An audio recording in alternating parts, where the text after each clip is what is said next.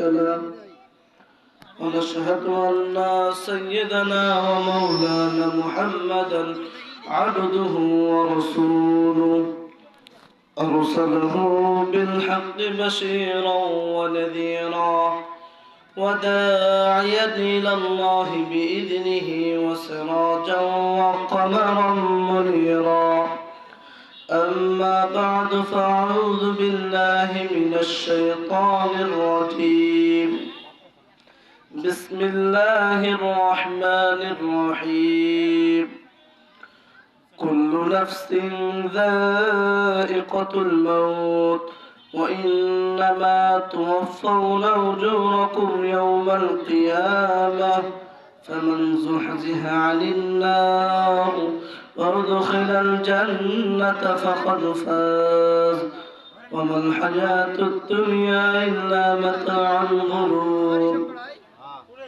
صدق الله العلي العظيم وقال النبي صلى الله عليه وسلم عن علي رضي الله تعالى عنه قال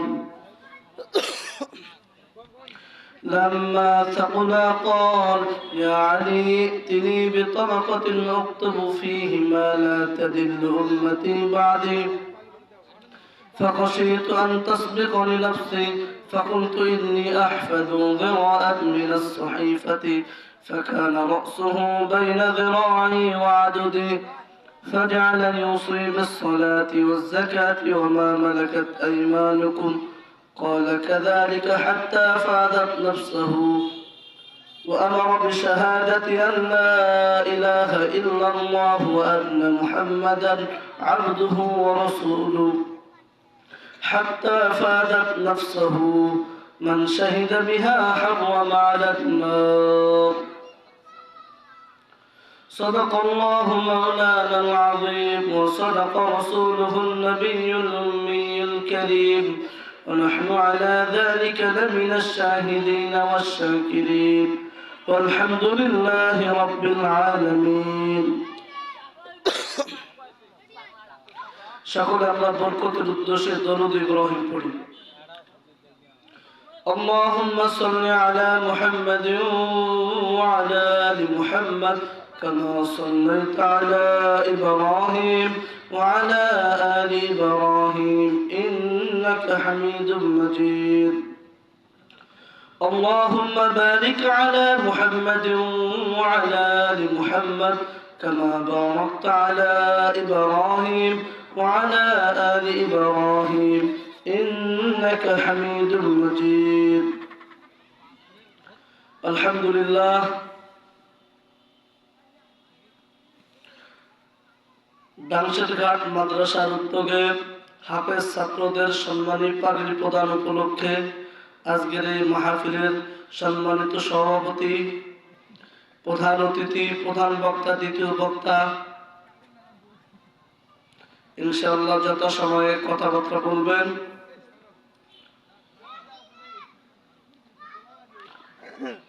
আপনারা যারা এদিক সেদিক ঘোরাফেরা করতেছেন, মাহফিলের কার্যক্রম শুরু হয়ে গেছে, আপনারা এদিক সেদিক ঘোরাফেরা না করে জান্নাতি সামিয়ানার নিচে আমরা চলে আসি। সর্বোপরি আল্লাহ তাআলার লাখ শুকরিয়া যে রব্বুল আলামিন আমাদেরকে দয়া করে মায়া করে এই জান্নাতি সামিয়ানার মধ্যে সুস্থতার সহিত আসার তৌফিক দান করেছেন, এই জন্য দিল থেকে শুকরিয়া আদায় করি। সকলে বলি আলহামদুলিল্লাহ। লাখ কোটি দরুদ বর্ষিত হোক সেই মানবতার মুক্তিযুদ্ধের উপর, যিনি হবেন রোজ হাসরের দিন সুপারিশগার, যার সুপারিশ ব্যতীত, যার শাফায়াত ব্যতীত আমরা একটি লোক ও জান্নাতের মধ্যে প্রবেশ করতে পারবো না।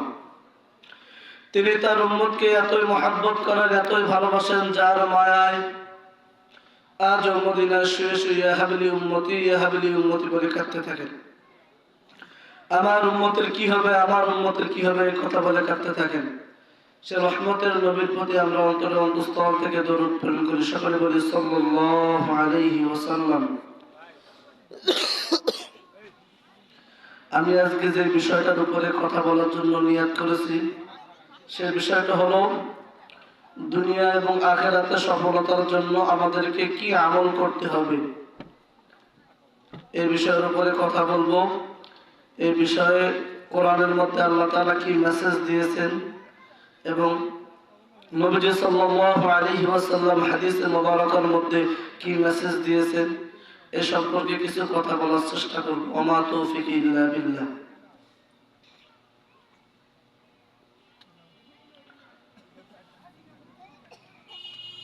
ইবনে মাজার 925 নম্বর হাদিস, নবীজি সাল্লাল্লাহু আলাইহি ওয়াসাল্লাম প্রত্যেক দিন ফজরের ফরজ নামাজের সালাম ফেরার পরে একটা দোয়া আল্লাহ তাআলার কাছে করতেন। আল্লাহুম্মা ইন্নী আসআলুকা ইলমান নাফিআ ওয়া রিজকান তাইয়্যিবা ওয়া আমালান মুতাকাব্বালা। নবীজি সাল্লাল্লাহু আলাইহি ওয়াসাল্লাম প্রত্যেক দিন ফজরের ফরজ নামাজের সালাম ফেরার পরে একটা দোয়া আল্লাহ তাআলার কাছে করতেন। এটা ইবনে মাজার 925 নম্বর হাদিস। নবীজি সাল্লাল্লাহু আলাইহি ওয়াসাল্লাম বলেন, আল্লাহুম্মা ইন্নী আসআলুকা ইলমান নাফিআ, ওগো আল্লাহ তুমি আমাকে উপকারী ইলম দান করো। মুসলমান বন্ধুগণ, এক নম্বরে নবীজি সাল্লাল্লাহু আলাইহি ওয়াসাল্লাম দিনের শুরুতে এক নম্বর দোয়া করতেন, আল্লাহুম্মা ইন্নী আসআলুকা ইলমান নাফিআ, ওগো আল্লাহ তুমি আমাকে উপকারী ইলম দান করো, রিজকান তাইয়্যিবা এবং হালাল রিজিক আমাকে দান করো, ওয়া আমালান মুতাকাব্বালা এবং এমন আমল করার তৌফিক দান করো যে আমলটা করার সঙ্গে সঙ্গে তোমার দরবারে কবুল হয়ে যায়। সুবহানাল্লাহ। তো নবীজি সাল্লাল্লাহু আলাইহি ওয়াসাল্লাম প্রত্যেকদিন ফজরের ফরজ নামাজের সালাম ফেরার পরে কি বলতেন, আল্লাহ তুমি আমাকে কি করো, উপকারী ইলম দান করো। তার কারণ সব ইলম দিয়ে কি করা যায় না, জান্নাতে যাওয়া যায় না।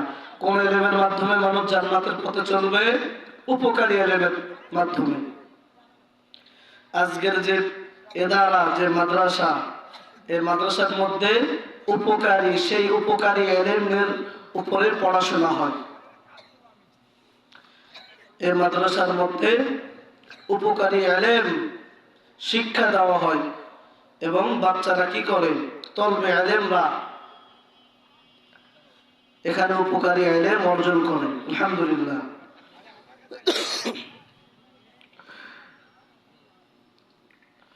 এরপরে নবী সাল্লাল্লাহু আলাইহি ওয়াসাল্লাম দ্বিতীয় যে কথাটা বলছেন, রিজকান তাইয়্যিবা এবং হালাল রিজিকের কথা বলেছেন। মুসলমান বন্ধুগণ, হালাল রিজিক হলো এমন একটা বিষয়, নবী সাল্লাল্লাহু আলাইহি ওয়াসাল্লাম বলেন, তলাবু কাসবিল হালাল ফরিদাতুন বা'দাল ফরিদা। আল্লাহ তাআলা যতগুলো ফরজ ইবাদত দিয়েছেন, এরপরে সমস্ত ফরজ ইবাদতের পরে অন্যতম ফরজ ইবাদত হলো হালাল জীবিকা অর্জন করা। আল্লাহু আকবার। হালাল রিজিক অন্বেষণ করা, এটা কি ফরজ। ফরজ ইবাদতগুলোর পরে অন্যতম একটা ফরজ। হালাল ইবাদত ছাড়া কোনো ইবাদত আল্লাহ তাআলার কাছে, হালাল রিজিক ছাড়া কোনো ইবাদত আল্লাহ তাআলার কাছে কবুল হবে না। আমরা যত ইবাদত বندگی করি না কেন, কাবার চত্বর ধরে যত দোয়া করি না কেন, আমার যদি খাবার যদি হালাল না হয়, আমার কোনো ইবাদত কবুল হবে না। ইবাদত কবুল হওয়ার জন্য শর্ত কি? হালাল খাবার। তিন নম্বরে নবী সাল্লাল্লাহু আলাইহি ওয়াসাল্লাম যে কথাটা বলছেন, ওয়া আমালান মুতাকাব্বালা, এমন আমল করার তৌফিক দান করো যে আমল করার সঙ্গে সঙ্গে আল্লাহ তাআলা তোমার দরবারে আমলটা কবুল হয়ে যায়। সহি তরিকায় যেন আমি আমল করতে পারি, এই দোয়াটা নবী সাল্লাল্লাহু আলাইহি ওয়াসাল্লাম করতেছেন। মুসলমান বন্ধুগণ, প্রত্যেকটা জিনিস অর্জন করতে গেলে সে সম্পর্কে কি করতে হবে? জ্ঞান থাকতে হবে। মুসলমান বন্ধুগণ, একটা জিনিস যদি আপনি অর্জন করতে চান, সেইটার যদি আপনি ফজিলত জানেন, উপকার জানেন, ভালো দিকটা যদি জানেন, এরপর যদি খারাপ দিকটা জানেন, তাহলে আপনার সেই জিনিসটা অর্জন করা আপনার জন্য সহজ হয়ে যায়। আমি একটা জিনিস অর্জন করতেছি, এটা অর্জন করলে এটা লাভ, যদি না করি এটা ক্ষতি। এটা যদি জানি আমার জন্য কি হয়ে যায়, দিনের উপরে চলাটা সহজ হয়ে যায়। আল্লাহ তাআলা কুরআনুল হাকিম নাযিল করেছেন। কুরআনুল হাকিমের মধ্যে আল্লাহ তাআলা বলেন, যালিকাল কিতাবু লা রাইবা ফীহি হুদাল লিল মুত্তাকিন। কুরআনুল কারীম এটা এমন একটা কিতাব, যালিকাল কিতাবু লা রাইবা ফীহি হুদাল লিল মুত্তাকিন, এটা এমন একটা কিতাব এর মধ্যে কি নাই কোনো প্রকারের সন্দেহ নাই, হুদাল লিল মুত্তাকিন, এটা মুত্তাকিদের জন্য হেদায়েত। নবীজি সাল্লাল্লাহু আলাইহি ওয়াসাল্লাম হাদিসের মধ্যে বলেন, বিদায় ভাষণের মধ্যে বলেন, আমি তোমাদের জন্য দুইটা জিনিস রেখে গেলাম, এই দুইটা জিনিসকে যদি তোমরা আঁকড়ে ধরতে পারো কখনো পথভ্রষ্ট হবে না। এক নম্বরে হলো কোরআন, দুই নম্বরে সুন্নাহ। নবীজি সাল্লাল্লাহু আলাইহি ওয়াসাল্লামের আদর্শকে আঁকড়ে ধরতে যদি আমরা পারি, আমরা কখনো কি হব না, পথভ্রষ্ট হব না। আমি যে বিষয়টার উপরে আলোচনা করার নিয়ত করেছি সেই বিষয়টা হলো দুনিয়া এবং আখিরাতে কাঙ্ক্ষিত সফলতার জন্য আমরা কিভাবে চলবো এ সম্পর্কে কোরআনের মধ্যে আল্লাহ তাআলা কি বলেছেন এই বিষয়ের উপরে আলোচনা করব। নবীজি সাল্লাল্লাহু আলাইহি ওয়াসাল্লাম হাদিসে মুবারকের মধ্যে কি বলেছেন এই বিষয়ে আলোচনা করব। আল্লাহ তাআলা দুনিয়া এবং আখিরাতের সফলতার জন্য আল্লাহ তাআলা কুরআনুল হাকিমের সূরা আলে ইমরানের 185 নম্বর আয়াতের মধ্যে আল্লাহ তাআলা দুনিয়া এবং আখিরাতের সফলতার জন্য চারটা মেসেজ দিয়েছেন, চারটা বার্তা দিয়েছেন। কয়টা বার্তা? চারটা বার্তা। আল্লাহ তাআলা সূরা আলে ইমরানের 185 নম্বর আয়াতের মধ্যে বলেন, কুল্লু নাফসিন যায়িকাতুল মাউত। আল্লাহ তাআলা এই আয়াতের মধ্যে বলেন, এক নম্বরে যে কথাটা বলেন চারটা সফলতার জন্য যে চারটা কথা বলেছেন, এক নম্বরে যে কথাটা বলেছেন, কুল্লু নাফসিন যায়িকাতুল মাউত, তোমাদের প্রত্যেককে কি করতে হবে? মৃত্যুর স্বাদ আস্বাদন করতে হবে, মৃত্যুবরণ করতে হবে। আমরা দুনিয়াতে বেঁচে আছি এটাই অবাস্তব, মারা যাব এটাই কি বাস্তব। আল্লাহ তাআলা যে আমাদেরকে দুনিয়ার মধ্যে পাঠাইছেন টার্গেট আছে না নাই? অবশ্যই আছে। আমরা কেন আছি? আমাদের টার্গেট আছে না নাই? অবশ্যই টার্গেট আছে। মুসলমান বন্ধুগণ, আল্লাহ তাআলা আমাদেরকে ইবাদত বندگی করার জন্য পাঠাইছেন। এই জন্য আল্লাহ তাআলা আমাদেরকে দুইটা জিম্মাদারি, দুইটা দায়িত্ব দিয়েছেন। আমি যদি দুইটা দায়িত্ব পালন করতে পারি তাহলে আমার জন্য আল্লাহ তাআলার কাঙ্ক্ষিত জান্নাতের মধ্যে যাওয়াটা সহজ। এক নম্বর দায়িত্ব সম্পর্কে আল্লাহ তাআলা সূরা জারিয়ার 56 নম্বর আয়াতের মধ্যে বলেন, ওয়ামা খালাকাতুল জিন্না ওয়াল ইনসা ইল্লা লিয়াবুদুন। আমি জিন এবং ইনসানকে তৈরি করেছি একমাত্র আমার ইবাদত বندگی করার জন্য। এটা হলো আল্লাহ তাআলার মূল উদ্দেশ্য। আল্লাহ তাআলা কেন আমাদেরকে সৃষ্টি করেছেন? ইবাদত বندگی করার জন্য। জিন এবং ইনসানকে আল্লাহ তাআলা তৈরি করেছেন ইবাদত বندگی করার জন্য। আল্লাহ তাআলার উদ্দেশ্য হলো ইবাদত বندگی আমাদের কাছ থেকে নেবেন। এই জন্য আল্লাহ তাআলা আমাদেরকে সৃষ্টি করেছেন। আর আমাদের টার্গেট কি? আমরা ছিলাম জান্নাতের মধ্যে, আমাদের আদি পিতা আদম আলাইহিস সালাতু ওয়াস সালাম এবং আদি মাতা হাওয়া আলাইহিস সালাতু ওয়াস সালাম, তারা দুইজনাই জান্নাতের মধ্যে ছিলেন। তো আল্লাহ তাআলার হুকুমে আমরা দুনিয়ার মধ্যে আসছি। তাহলে আমাদের টার্গেট কি? বলেন, সে আবার কাঙ্ক্ষিত জান্নাতের মধ্যে যাওয়া। এই জন্য আল্লাহ তাআলা আমাদের টার্গেট হলো আমরা কি করব? কাঙ্ক্ষিত সে জান্নাতের মধ্যে যাব। এই টার্গেটে আমরা দুনিয়ার মধ্যে আসছি। আর আল্লাহ তাআলার উদ্দেশ্য হলো আমাদের দ্বারা কি করে নেবেন? ওয়ামা খালাকাতুল জিন্না ওয়াল ইনসা ইল্লা লিয়াবুদুন। আল্লাহ তাআলা জিন এবং ইনসানকে তৈরি করেছেন একমাত্র আল্লাহ তাআলার ইবাদত বندگی করার জন্য। এটা হলো আল্লাহ তাআলার মূল টার্গেট। মুসলমান বন্ধুগণ, তাহলে আমি যদি আমার কাঙ্ক্ষিত জান্নাতের মধ্যে যাইতে চাই তাহলে আমাদেরকে কি করতে হবে? ইবাদত বندگی করতে হবে। ইবাদত বندگی করতে গেলে ইলমের দরকার আছে না নাই? এ সম্পর্কে আল্লাহ তাআলা বলেন, ইকরা বিসমি রাব্বিকাল্লাযী খালাক, পড়ো তোমার প্রভুর নামে যিনি তোমাকে সৃষ্টি করেছেন। আল্লাহ তাআলা পড়ার কথা বলছেন, অর্থাৎ ইলম অর্জন করার কথা বলছেন। অপর এক আয়াতের মধ্যে আল্লাহ তাআলা বলেন ফাসআলু আহলায যিকরি ইন কুনতুম লা তা'লামুন, তোমরা ওই বিষয়টা জানো যে বিষয়টা জানো না। কাদের কাছ থেকে জানো? যারা জাননেওয়ালা। এক কথায় আল্লাহ তাআলা উলামায়ে কেরামের কাছ থেকে জানার ব্যাপারে বলেছেন। তাহলে এই দুইটা আয়াত দ্বারা আমরা কি বুঝলাম? আল্লাহ তাআলা আমাদেরকে ইলম অর্জন করার কথা বলতেছেন। মুসলমান বন্ধুগণ, আমরা একটা হাদিস সব সময় শুনে থাকি, তলাবুল ইলমি ফারিদাতুন আলা কুল্লি মুসলিমিন। আর হাদিসের মধ্যে আসছে তলাবুল ইলমি ফারিদাতুন আলা কুল্লি মুসলিমিন ওয়া মুসলিমা।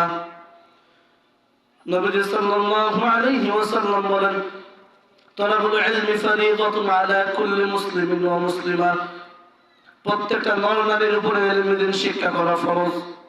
প্রত্যেকটা নর নারীর উপরে কি ইলমে দ্বীন শিক্ষা করা ফরজ। এই ইলমে দ্বীন আমাদেরকে কি করতে হবে? শিক্ষা করতে হবে। আজকের এই মাদ্রাসার উদ্যোগে যে মাহফিল, এই মাদ্রাসার মধ্যে কি করা হয়? ফরজ ইলম শিক্ষা দেওয়া হয়, ইলমে দ্বীন কি করা হয়? শিক্ষা দেওয়া হয়। তলাবুল ইলমি ফারিদাতুন আলা কুল্লি মুসলিমিন, প্রত্যেক মুসলমান নর নারীর উপরে আল্লাহ তাআলা ইলমে দ্বীন শিক্ষা করা কি করেছেন? ফরজ করেছেন। ইলম যদি অর্জন না করি, জ্ঞান যদি অর্জন না করি, তাহলে আমি কিভাবে জান্নাতের পথে চলবো? এই জন্য আমাদেরকে কি করতে হবে? ইলম অর্জন করতে হবে। ফরজ ইলমটা কি আসলে আমাদেরকে বোঝার দরকার। কতটুকু ইলম অর্জন করতে হবে এই বিষয়টা আমাদেরকে বুঝতে হবে। ফরজ ইলম বলতে 5টা বিষয়ের উপরে ইলম অর্জন করা, প্রাথমিক পর্যায়ের ইলম অর্জন করা হলো ফরজ। 5টা বিষয়ের উপরে ইলম অর্জন করা ফরজ। আমরা যে শুনি যে আমাদেরকে কি করতে হবে? ফরজ ইলম অর্জন করতে হবে। সেই বিষয়টা হলো 5টা বিষয়ের উপরে, দ্বীনের 5টা বিষয়ের উপরে ইলম অর্জন করা আমাদের জন্য প্রাথমিক ইলম অর্জন করাটা আল্লাহ তাআলা ফরজ করেছেন। 1 নম্বর হলো আকায়েদ, ইসলামের বিশ্বাসগত বিষয়গুলো সম্পর্কে আমাদেরকে কি করতে হবে? ইলম অর্জন করতে হবে। মুসলমান বন্ধুগণ, ঈমানের আমরা কালিমা পড়েছি, কালিমার শাহাদাত পড়ে আমরা কি করেছি? ঈমান এনেছি। একজন নন মুসলমান, একজন মুসলিম ছিল না, কিন্তু মুসলিম হয়ে গেল, তাকে কি পড়া হবে? কালিমার শাহাদাত পড়ানো হবে। আশহাদু আল্লা ইলাহা ইল্লাল্লাহ ওয়া আশহাদু আন্না মুহাম্মাদান আবদুহু ওয়া রাসূলুহু। এক কথায় ঈমানের স্বীকৃতি দিতে হবে। ঈমানের বিস্তারিত আছে, আবার সংক্ষিপ্ত আছে। ঈমানের মুফাসসাল বিস্তারিত, ঈমানের মুজমাল সংক্ষিপ্ত। ঈমানের মুফাসসাল আমানতু বিল্লাহি ওয়া মালাইকাতিহি ওয়া কুতুবিহি ওয়া রাসূলিহি ওয়াল ইয়াউমিল আখির ওয়াল কদরি খায়রিহি ওয়া শাররিহি মিনাল্লাহি তাআলা ওয়াল বা'থ বা'দাল মাউত। 7টা বিষয়ের উপরে কি করতে হবে? আমাকে ঈমান আনতে হবে যথাযথভাবে। যেভাবে আহলে সুন্নাত ওয়াল জামাতের আকীদা অনুযায়ী যেভাবে আমাকে কি করতে হবে? বিশ্বাস অর্জন করতে হবে। অর্থাৎ নবী সাল্লাল্লাহু আলাইহি ওয়াসাল্লাম এবং সাহাবায়ে কেরাম যেভাবে ঈমান আনছেন, সেই রকম চিন্তা চেতনার উপরে এই 7টা বিষয়ের উপর আমাকে ঈমান আনতে হবে। যদি আমি এভাবে বিশ্বাস স্থাপন করতে পারি, তাহলে আমি ঈমানের দাবিতে আমি সত্যবাদী। সুবহানাল্লাহ। আমাদেরকে কি করতে হবে? ঈমান আনতে হবে। তো এই ঈমান বিশ্বাসগত বিষয়গুলোর উপরে ইলম অর্জন করা ফরজ। মুসলমান বন্ধুগণ, 5টা বিষয়ের উপরে ইলম অর্জন করা ফরজ। তার মধ্যে একটা হলো যতগুলো বিশ্বাসগত বিষয় রয়েছে, ঈমানের বিষয়গুলো রয়েছে, এই বিষয়ের উপরে কি করতে হবে? ঈমান আনতে হবে। এর মধ্য থেকে একটা বিশ্বাস হলো নবী সাল্লাল্লাহু আলাইহি ওয়াসাল্লাম শেষ নবী, এরপরে আর কোনো নবী আসবে না। আনা খাতামান নাবিয়্যিন লা নাবিয়্যা বা'দি, নবী সাল্লাল্লাহু আলাইহি ওয়াসাল্লাম শেষ নবী, এরপরে আর কোনো নবী আসবে না। এটার উপরে কি করতে হবে? বিশ্বাস আনতে হবে।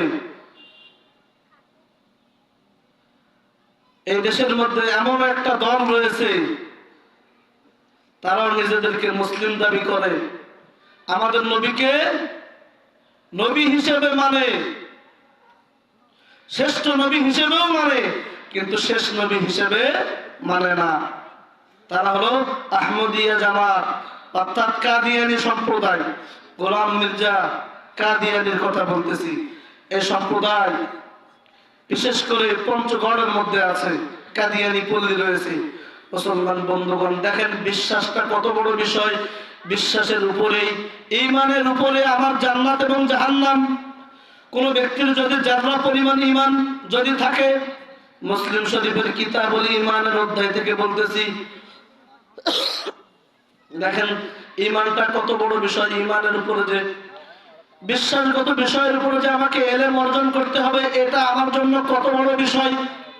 কোন ব্যক্তি যদি জান্নাতের মধ্যে যাইতে চায়, তার ভিতরে দুইটা জিনিস থাকতে হবে। আল্লাহ তাআলা বলেছেন, ইন্নাল্লাযীনা আমানু ওয়া আমিলুস সালিহাতি কানাত লাহুম জান্নাতুল ফিরদাউসি নুজুলা। কোন ব্যক্তি যদি সহিভাবে যদি কি করে ঈমান আনয়ন করে আল্লাহ তাআলার উপরে, এবং কি করে নেক আমল করে, কানাত লাহুম জান্নাতুল ফিরদাউসি নুজুলা, আল্লাহ তাআলা তাকে কি করবে? জান্নাতুল ফিরদাউসের মধ্যে প্রবেশ করাবেন। সুবহানাল্লাহ। তাহলে ঈমানের মাধ্যমে কোথায় যাওয়া যায়? জান্নাতের মধ্যে যাওয়া যায়। এবং ঈমান থাকলে হবে নাকি? নেক আমলও প্রয়োজন রয়েছে।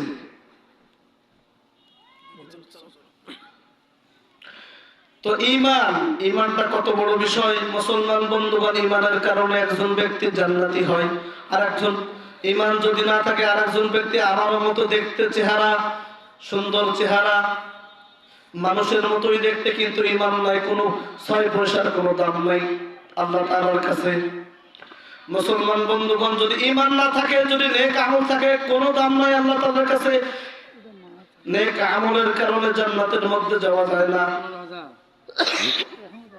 একসাথে যদি দুইটাই থাকে, ঈমানও যদি কারো বিশুদ্ধ ঈমানও থাকে, এরপরে যদি নেক আমল থাকে, এর বদৌলতে সে জান্নাতুল ফিরদাউসের মধ্যে প্রবেশ করবে।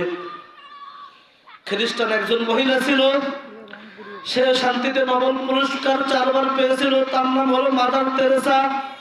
এই মহিলাটা আলবেনিয়া দেশের মধ্যে জন্মগ্রহণ করেছিল। এই মহিলাটা বংশগতভাবে সে ধনী ছিল, সে একটা খ্রিস্টান মহিলা ছিল। এই মহিলাটা সারাটা জীবন শুধু মানুষের খেদমত করেছে। যখন এই মহিলাটা বিবাহ করার বয়স হয়ে গেল, যখন এই মহিলাটা প্রাপ্ত বয়স্কা যুবতী মহিলায় যখন বয়সে যখন পদার্পণ করলো, তখন বিবাহর দরকার আছে না নাই? আছে।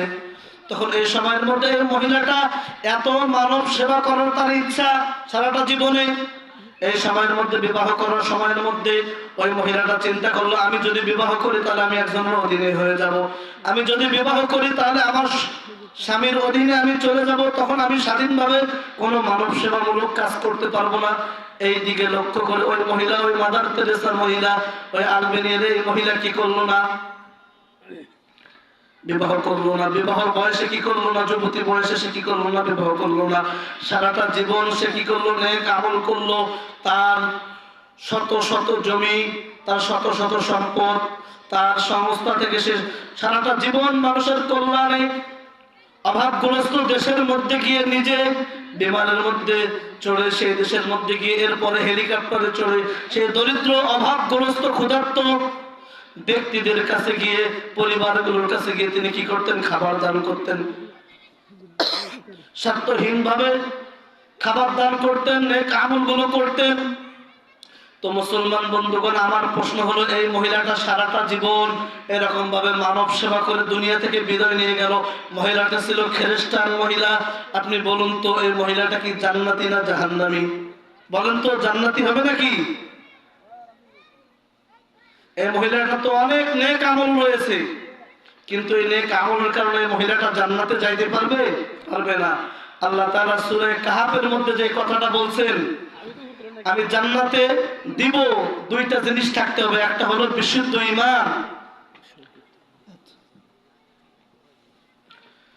তো বিশুদ্ধ ঈমানের কি রয়েছে? দাম রয়েছে। বিশুদ্ধ ঈমান। এই মহিলাটার ঈমান না থাকার কারণে মহিলাটা কি হয়ে গেছে? জাহান্নামী হয়ে গেছে।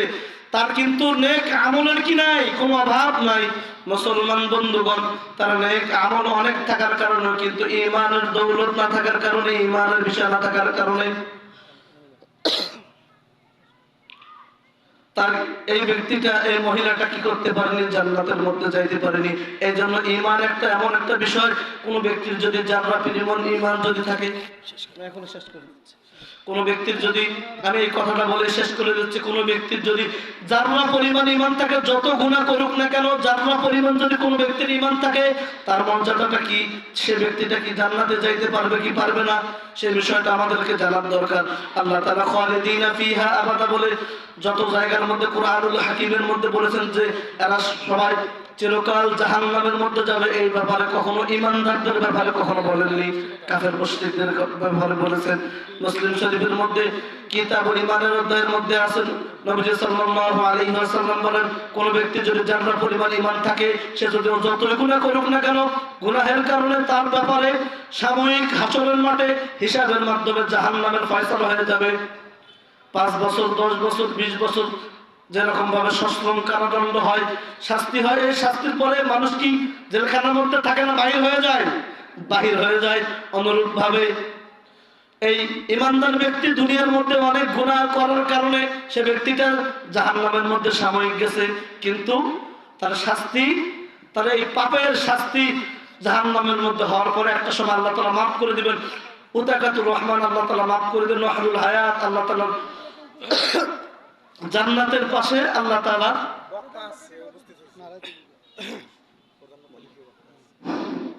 নারায়ে তাকবীর, আল্লাহু আকবার। আল কোরআনের আলো ঘরে ঘরে জালো, প্রধান বক্তা দ্বিতীয় বক্তার আগমন, শুভেচ্ছায় স্বাগতম, শুভেচ্ছায় স্বাগতম, প্রধান বক্তা দ্বিতীয় বক্তার আগমন, শুভেচ্ছায় স্বাগতম, শুভেচ্ছায় স্বাগতম।